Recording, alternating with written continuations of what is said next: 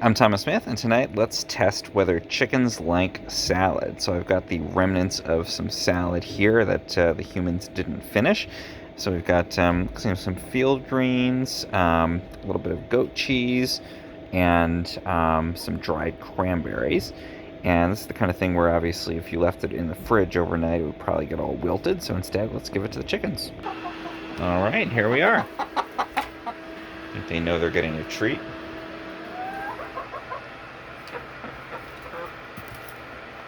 Definitely looks like they're picking the cheese out of there in particular.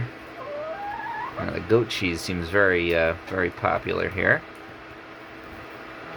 And definitely those little sweet cranberries, too. It's funny how accurate they are. Looks like someone got a grape in there. You can really just pick through and avoid all the leaves. And I'm sure they're going to eat those leaves later. But at the moment, they're definitely going for the yummy, cheesy bits in there.